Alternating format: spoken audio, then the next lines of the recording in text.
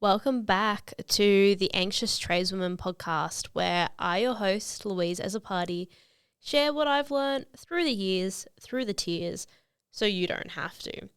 So we're up to episode 14, and today we are talking about retaining information.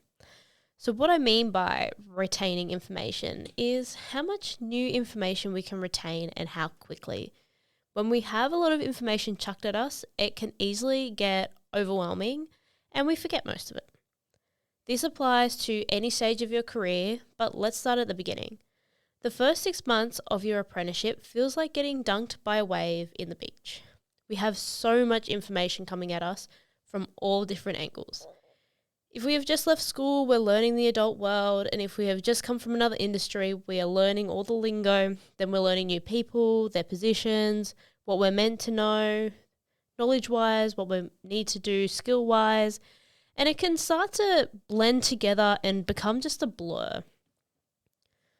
The reason why retaining information is important because it makes our job a lot easier when we can remember more information about what we need to do, and when we remember it, when we remember the language, the terminology that our co-workers use as well, it makes it a lot easier.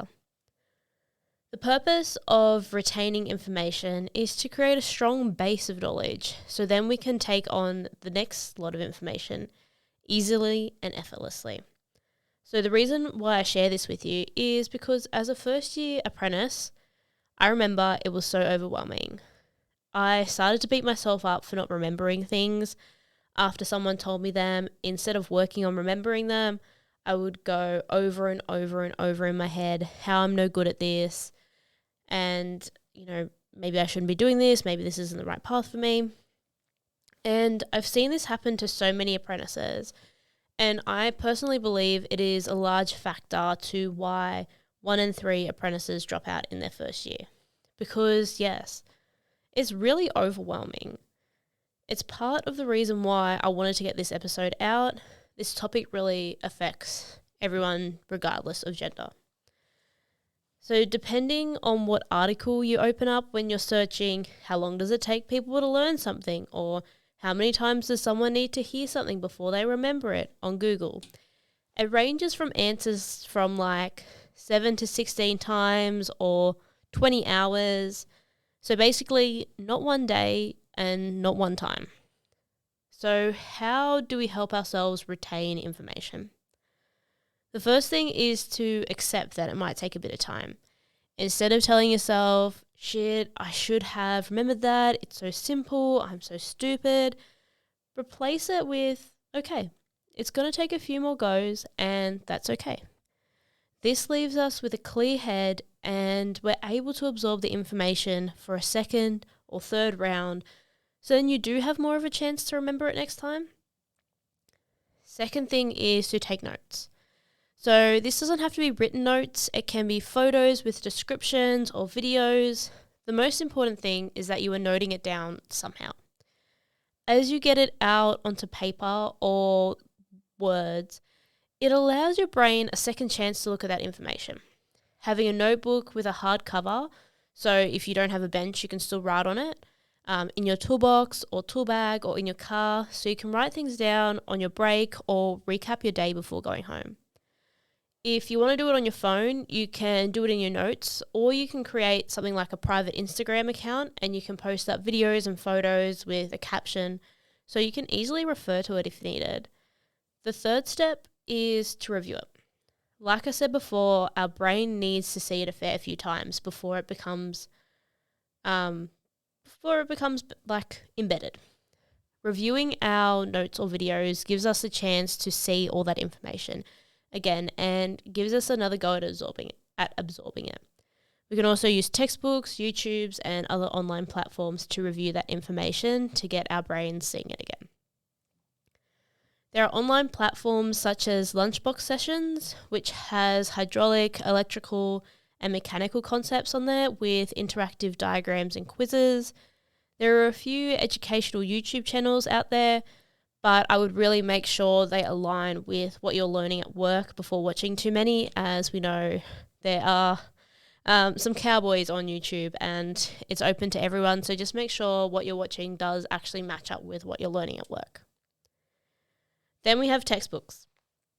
And I know as tradies, most of us left school to get away from books, but I'm not talking a lot of time. If you read for 5 minutes a day, that's 35 minutes a week, which is about 30 hours a year. For tradies, for trades that have capstones or end of qualification exams, that study time is really important. And if you do it throughout the year, it becomes less overwhelming when you're getting close to that exam. So pretty much if you do that 5 minutes a day, which is 30 hours a year, 30 hours a year is pretty much a whole week. So if you do that 5 minutes a day, then it adds up to pretty much a whole week's worth of study, which when you're leading up to an exam, you wish you had a whole week to study kind of thing. So getting that time in little by little so it doesn't get overwhelming. All right, so another resource, who happened to be the sponsor of this week's podcast episode, is the Talkin app. So the Talkin app is a platform where people can ask questions in regards to machines and equipment in the mining world.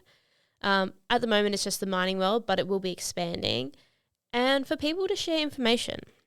This is also information you can review to get more knowledge about your industry. So if you see something on site for the first time, it won't really be the first time you've seen it because you saw it on the app. If you download the app and register through the link in the show notes, you will also be supporting the podcast in the process. And if you would like any help or support with the process of getting used to retaining information, you can join my free Facebook community, Tradeswomen Owning Their Power. Or if you like one-on-one support or you're a business wanting to make the workplace better for tradeswomen and minorities, you can inquire through my website, louiseasaparty.com. Thank you for listening along again.